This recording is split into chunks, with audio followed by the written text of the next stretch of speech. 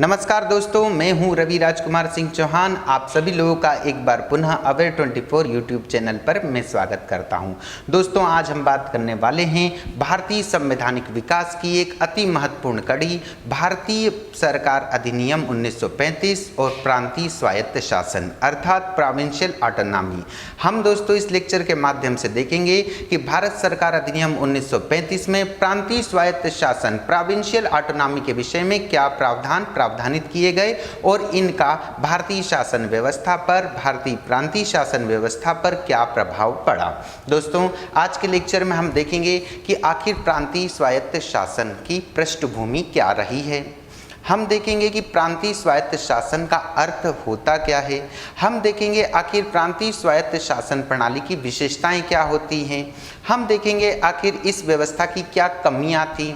हम देखेंगे आखिर इस व्यवस्था के क्या महत्व थे और भारतीय विचारकों ने इस व्यवस्था के संबंध में क्या विरोधी मत प्रकट किए हैं। आइए दोस्तों, अब हम बात करते हैं हमारे इसी लेक्चर के विषय में। दोस्तों, ध्यान रखिएगा, इस टॉपिक से आपसे निम्नलिखित प्रश्न पूछे जा सकते हैं कि सन 1935 ईस्वी के भारत सरकार अधिनियम के अनुसार प्रांतीय स्वायत्त शासन के आकार तथा कार्य व्यवहार पर एक निबंध लिखिए। Write a short note on the nature and working of provincial autonomy under the Government of India Act 1935। तत्पश्चात दोस्तों एक और प्रश्न पूछा जा सकता है कि सन 1935 ईस्वी के अधिनियम के अंतर्गत प्रांतीय स्वायत्तता का अर्थ समझाइए एवं प्रांतों में कांग्रेसी विधानमंडलों की उपलब्धियों का मूल्यांकन भी कीजिए। तत्पश्चात दोस्तों एक और प्रश्न आ सकता है कि सन 1935 ईस्वी के अधिनियम के अंतर्गत प्रांतीय स्वायत्तता पर एक संक्षिप्त लेख लिखिए। दोस्तों, जब इस तरह का प्रश्न आपकी परीक्षा में आपके समक्ष आए तो आपको किस तरह की विषय वस्तु का सहारा लेना चाहिए अपने आंसर को अच्छी तरीके से लिखने में।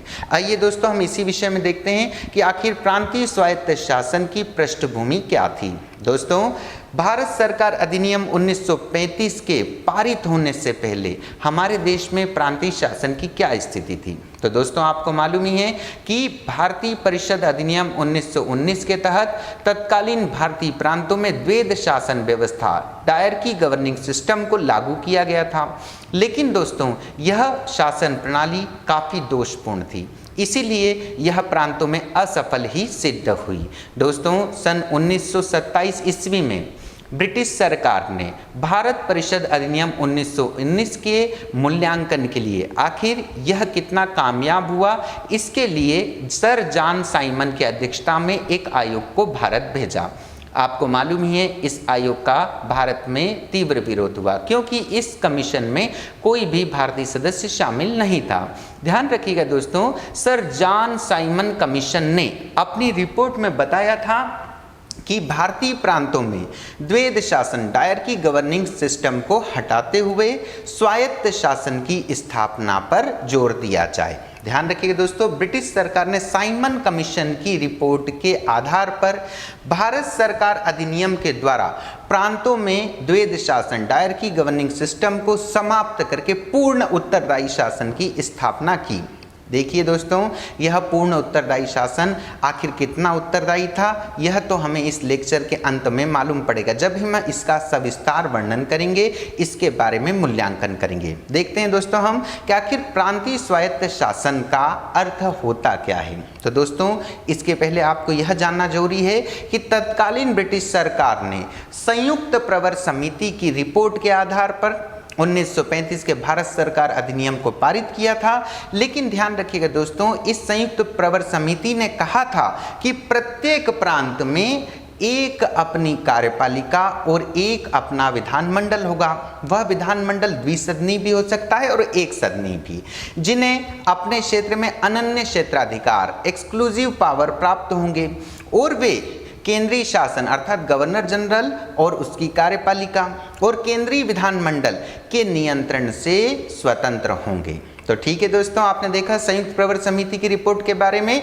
ध्यान रखिएगा, संयुक्त प्रवर समिति की अध्यक्षता की थी लॉर्ड नीललिथ गो ने। ठीक है दोस्तों, अब हम बात करते हैं आखिर दोस्तों प्रांतीय स्वायत्त शासन को हम किस प्रकार से, किन बिंदुओं के तहत देख सकते हैं। देखिए दोस्तों, प्रत्येक प्रांत को अपने क्षेत्र में स्वतंत्रता पूर्वक कार्य करने की शक्ति प्रदान की गई थी इस एक्ट के माध्यम से। तत्पश्चात दोस्तों ब्रिटिश सरकार ने विधानमंडल के प्रति उत्तरदायी मंत्रिमंडल अर्थात मंत्रियों को प्रांतीय शासन की रूपरेखा बागडोर को सौंपा। ध्यान रखिएगा दोस्तों, इसके अंतर्गत प्रांतों में स्वायत्त शासन की स्थापना हुई।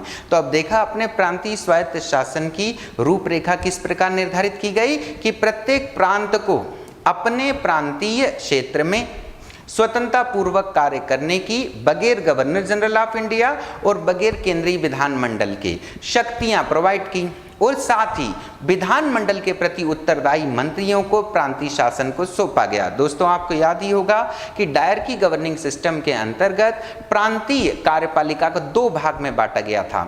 एक थे प्रांतीय गवर्नर और उसकी कार्यपरिषद के सदस्य, और एक थे प्रांतीय गवर्नर और उसके मंत्री।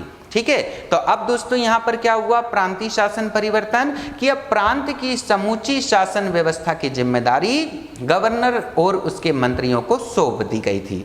दोस्तों इस एक्ट के लागू होते समय तत्कालीन ब्रिटिश हुक्मरान थे, ब्रिटिश क्राउन थे इस समय जॉर्ज फिफ्थ।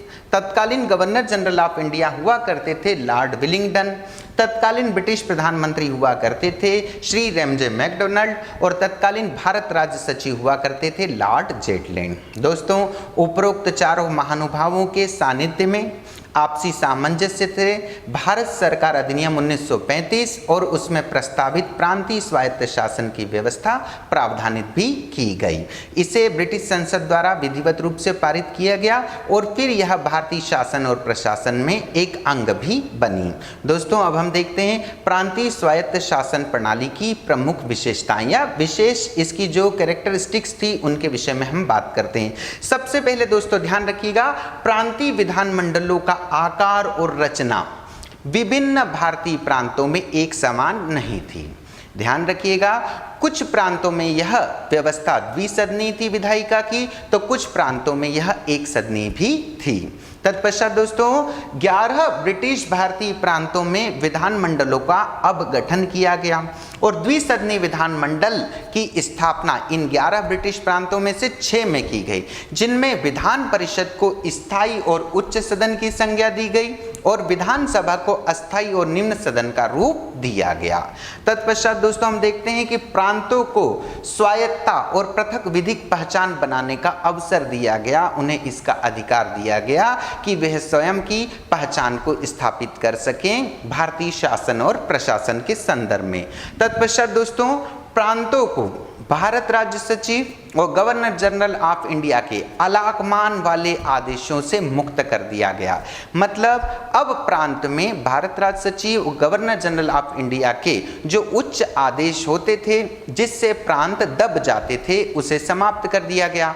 अब प्रांत स्वयं ब्रिटिश क्राउन के अधीन आ गए प्रत्यक्ष रूप से। ठीक है, तत्पश्चात दोस्तों हम देखते हैं कि प्रांतों को स्वतंत्र शक्तियां और आर्थिक संसाधन भी प्रोवाइड किए गए इस एक्ट के माध्यम से।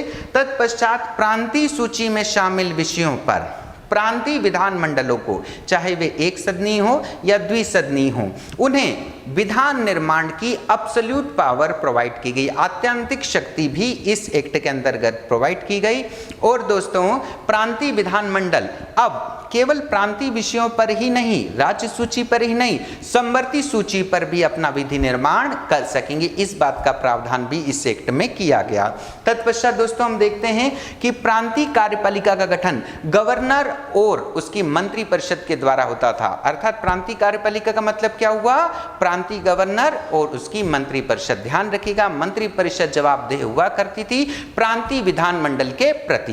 तत्पश्चात दोस्तों हम देखते हैं कि गवर्नर स्वयं प्रांतीय कार्यपालिका का प्रधान हुआ करता था और मंत्रिमंडल उसको सहायता व परामर्श के लिए गठित की जाती थी। ध्यान रखिएगा दोस्तों, गवर्नर प्रांत में ब्रिटिश क्राउन का मनोनीत प्रांतीय प्रतिनिधि होता था जो कि ब्रिटिश क्राउन की तरफ से उस प्रांत में समस्त कार्यों का संचालन व नियंत्रण करता था। तो देखा आपने कि गवर्नर ब्रिटिश क्राउन का एक मनोनीत प्रांतीय प्रतिनिधि इस एक्ट के माध्यम से बनाया गया, उसे गवर्नर जनरल ऑफ इंडिया के नेतृत्व से या उसके नियंत्रण से बहुत कुछ आज़ादी भी प्रोवाइड की गई। तत्पश्चात दोस्तों देखिएगा, प्रांतीय गवर्नर को निम्नलिखित शक्तियां प्रांतीय कार्यपालिका के संबंध में प्रोवाइड की गई। उसे स्वविवेकी शक्तियां, विशिष्ट उत्तरदायित्व की शक्तियां और मंत्रिमंडल की सलाह से प्रयुक्त शक्तियां प्रोवाइड की गई। ध्यान रखिएगा दोस्तों, इसके साथ ही गवर्नर को कुछ विषयों पर जो स्वविवेकी शक्तियां प्रदान की गई थी उस पर वह अपने प्रांतीय मंत्रिमंडल के परामर्श के बिना भी कार्य करने के लिए भी स्वतंत्र था। तत्पश्चात दोस्तों हम देखते हैं कि पहली बार सामूहिक उत्तरदायित्व के आधार पर, ध्यान रखिएगा, इसके पहले जो मंत्री थे वो वैयक्तिक रूप से प्रांतीय विधायिका के प्रति जिम्मेदार होते थे हस्तांतरित विषयों के संबंध में, क्योंकि आपको मालूम ही है संरक्षित विषय गवर्नर की कार्य परिषद के सदस्यों को दिए गए थे। ध्यान रखिएगा, पहली बार सामूहिक उत्तरदायित्व के आधार पर जो मंत्री परिषद का गठन किया गया और प्रांतीय सरकारों के प्रमुख को मुख्यमंत्री कहा जाता था, जबकि राज्यपाल गवर्नर संवैधानिक प्रमुख की तरह ही कार्य करता था, जैसे हमारे वर्तमान गवर्नर काम करते हैं विभिन्न प्रांतों में, लेकिन वह थे ब्रिटिश क्राउन द्वारा नियुक्त गवर्नर। ठीक है। तत्पश्चात दोस्तों हम देखते हैं कि प्रांतीय विषयों का संचालन मंत्रियों द्वारा ही किया जाता था और ये सभी मंत्री एक प्रमुख अर्थात मुख्यमंत्री के अधीन कार्य करते थे, अर्थात मंत्रिमंडल में सभी मंत्रियों में एक मंत्री को मुख्यमंत्री का दर्जा प्रोवाइड किया गया था। तत्पश्चात दोस्तों हम देखते हैं कि समस्त प्रांतीय मंत्री विधानमंडल के प्रति उत्तरदायी थे और ये मंत्री ही समस्त प्रांतीय प्रशासनिक कार्यों को संपन्न भी करते थे। ध्यान रखिएगा दोस्तों, मंत्री विभागीय कार्यों के लिए स्वयं जिम्मेदार होते थे और व्यवस्थापिका में उनके प्रति अविश्वास प्रस्ताव लाकर उन्हें हटाया भी जा सकता था। तत्पश्चात दोस्तों हम देखते हैं कि प्रांतीय सरकारें अपनी साख या क्रेडिट पर मार्केट से उधार भी ले सकती थी। तत्पश्चात दोस्तों इस एक्ट के कारण फरवरी 1937 में 11 ब्रिटिश भारतीय प्रांतों में प्रांतीय विधानमंडल के निर्वाचन या चुनाव कराए गए। भारतीय राष्ट्रीय कांग्रेस ने 6 प्रांतों, जिसमें मुख्य रूप से मद्रास, बिहार, उड़ीसा, मध्य प्रांत, संयुक्त प्रांत और मुंबई में एकल रूप से सरकार बनाने में मेजॉरिटी प्राप्त की। साथ ही में पश्चिमोत्तर सीमा प्रांत और असम में भी कांग्रेस गठबंधन की सरकारें अस्तित्व में आई। पंजाब में यूनियनिस्ट पार्टी और बंगाल में कृषक प्रजा पार्टी, यह दोनों पार्टियां भी महत्वपूर्ण थी उस समय पे। तो दोस्तों पंजाब में आई यूनियनिस्ट पार्टी की सरकार और बंगाल में कृषक प्रजा पार्टी की सरकार। तत्पश्चात दोस्तों आपको ध्यान रखना चाहिए कि 3 प्रांतों पश्चिमोत्तर सीमा प्रांत, असम और सिंध में मिली जुली सरकारें अस्तित्व में आई थी इस एक्ट के माध्यम से, प्रांतीय विधानमंडल के चुनाव के माध्यम से। तत्पश्चात दोस्तों हम देखते हैं कि इस शासन प्रणाली के अंतर्गत उच्च न्यायालय और प्रांतीय सेवाओं को भी इसमें जगह दी गई। तत्पश्चात दोस्तों हम देखते हैं कि सरकार ने इस एक्ट के द्वारा मताधिकार का भी विस्तार किया और अब महिलाओं को भी पुरुषों के समान मताधिकार प्रदान किया गया। इसके पूर्व केवल पुरुष ही मताधिकारी हुआ करते थे, लेकिन इस एक्ट के माध्यम से महिला और पुरुष दोनों को समान मताधिकार प्रोवाइड किया गया। ध्यान रखिएगा दोस्तों, अल्पसंख्यकों को उनकी जनसंख्या के अनुपात में मताधिकार का इस्तेमाल करने का अधिकार दिया गया। तत्पश्चात व्यवस्थापिका या प्रांतीय विधानमंडल के सभी सदस्यों का निर्वाचन अब प्रत्यक्ष रूप से किया जाने लगा। इसके पूर्व में दोस्तों प्रांतीय विधानमंडल के कुछ सदस्यों का निर्वाचन अप्रत्यक्ष रूप से भी किया जाता था। तत्पश्चात दोस्तों हम देखते हैं कि प्रांतीय विधायिका हेतु निर्वाचन क्षेत्रों का बंटवारा सामान्य और आरक्षित निर्वाचन क्षेत्र में किया गया। मतलब प्रांतीय विधायिका हेतु जो सीट्स हैं वे किस तरह से वर्गीकृत होंगी, सामान्य सीट और आरक्षित सीटों के अंतर्गत। सामान्य निर्वाचन क्षेत्र में से ही कुछ स्थान दलित वर्ग, तत्कालीन डिप्रेस्ड क्लास के लिए आरक्षित किए गए। आपको ध्यान होगा दोस्तों, गोलमेज सम्मेलन 3 सम्मेलन हुए थे 1930 से 32 के बीच में, जिसके अंतर्गत दलित वर्ग मतलब डिप्रेस्ड क्लास को भी अब पृथक निर्वाचन क्षेत्र की सहूलियत प्राप्त हुई थी। लेकिन महात्मा गांधी और डॉक्टर भीमराव अंबेडकर के पूना समझौते के फलस्वरूप अब दलित वर्ग को सामान्य निर्वाचन क्षेत्र के अंतर्गत ही स्थान आरक्षित किए गए। तो अब दोस्तों सांप्रदायिक आधार पर दलित वर्ग के लिए कोई स्थान आरक्षित नहीं थे, आरक्षित स्थानों की व्यवस्था की गई थी दलित वर्ग के लिए, और यह व्यवस्था आज भी SC और ST वर्ग के लिए चली आ रही है। इस 1935 की व्यवस्था को आप इस प्रकार से भी देख सकते हैं वर्तमान हमारे आरक्षित निर्वाचन क्षेत्रों के माध्यम से। तत्पश्चात दोस्तों देखिएगा, आरक्षित निर्वाचन क्षेत्र को सांप्रदायिक आधार पर बनाया गया, जिसमें दोस्तों मुस्लिम, सिख, आंग्ल भारतीय समुदाय, भारतीय ईसाई और यूरोपियनों को भी प्रतिनिधित्व दिया गया। तो इस प्रकार से देखा दोस्तों, आरक्षित निर्वाचन क्षेत्र को सांप्रदायिक आधार पर वर्गीकृत किया गया पुनः। तत्पश्चात दोस्तों हम देखते हैं कि प्रांतों में सांप्रदायिक तथा अन्य वर्गों को पृथक प्रतिनिधित्व दिया गया और इस एक्ट के मतदाता मंडलों का निर्धारण सांप्रदायिक निर्णय और पूना समझौते के अनुरूप किया गया, जिसके बारे में अभी कुछ देर पहले मैंने आपसे चर्चा की थी।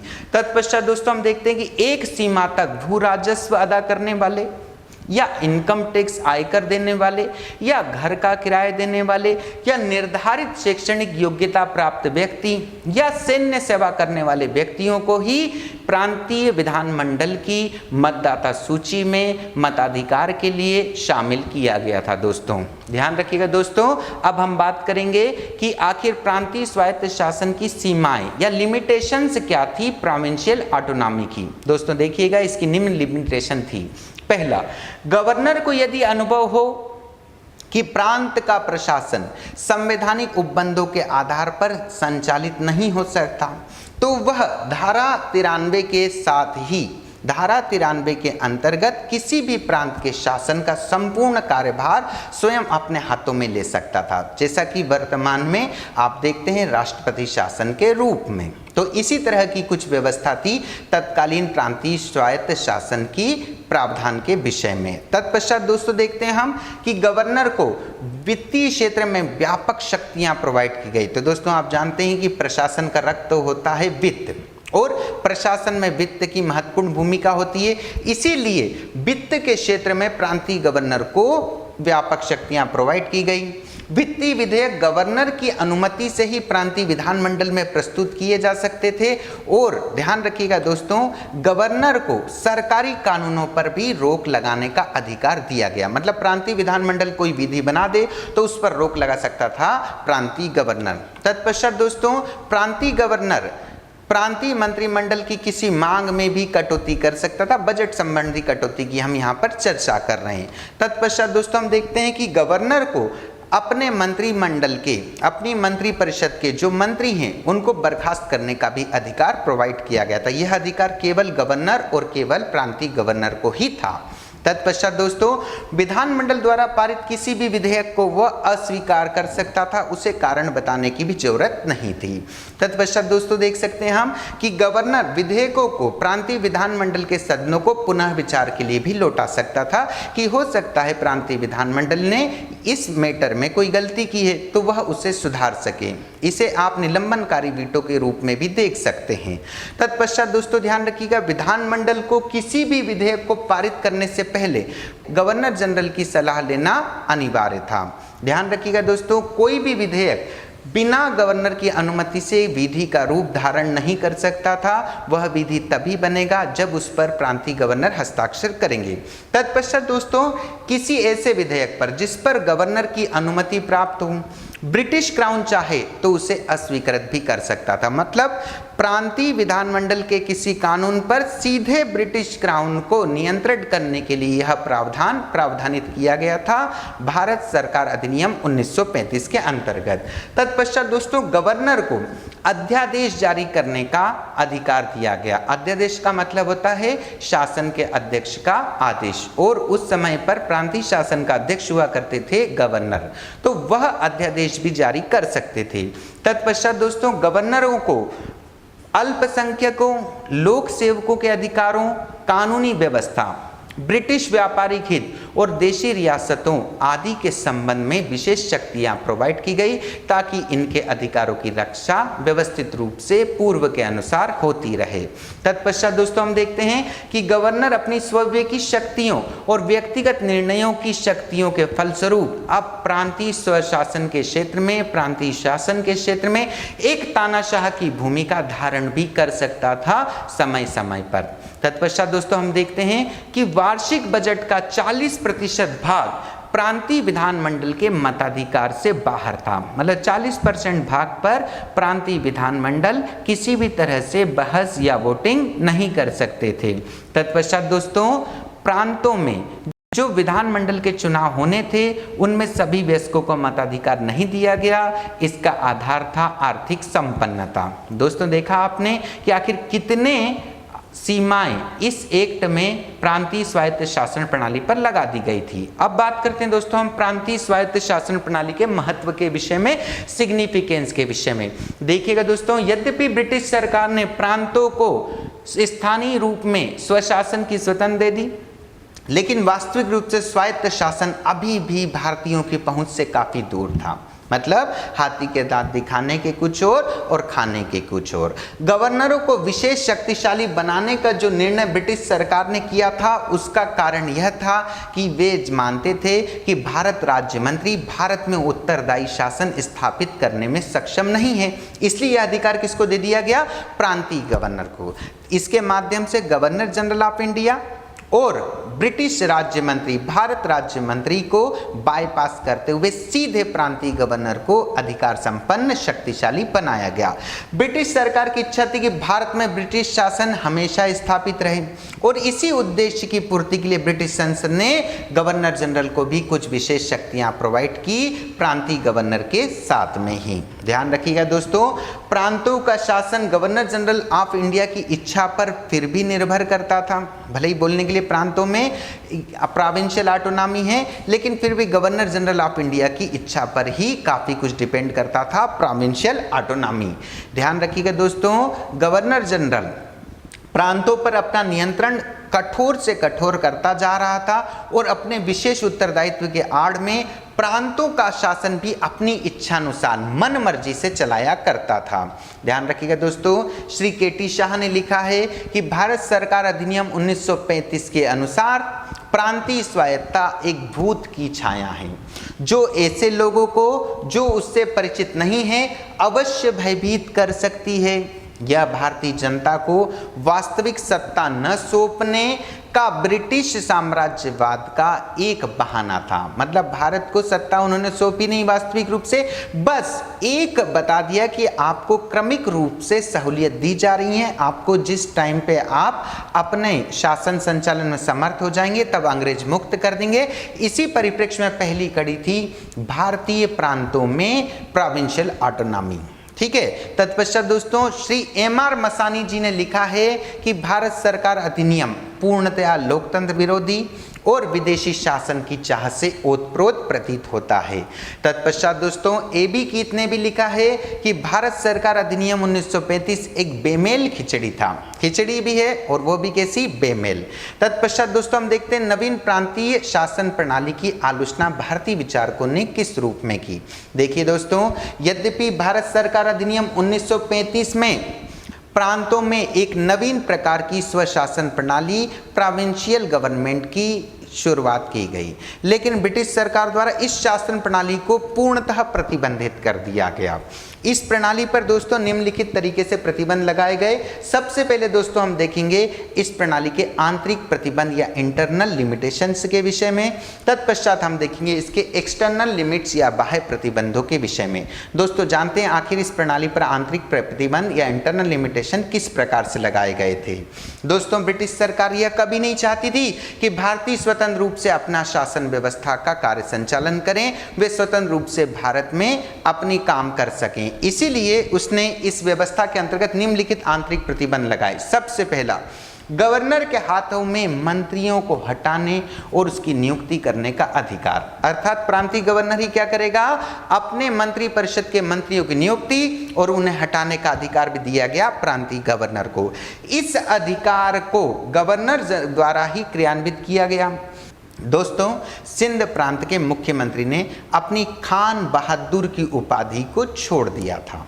इसी से रुष्ट होकर दोस्तों वहां के गवर्नर ने उनको बहुमत होते हुए भी 10 अक्टूबर 1942 को पद से हटा दिया। दोस्तों यह समय था भारत छोड़ो आंदोलन का, और इस आंदोलन के प्रेरणा के फलस्वरूप तत्कालीन सिंध प्रांत के मुख्यमंत्री ने अपनी खान बहादुर की उपाधि ब्रिटिश सरकार को लौटा दी थी, और इसी से रुष्ट होकर उन्हें 10 अक्टूबर 1942 को उनके मुख्यमंत्री पद से हटा दिया।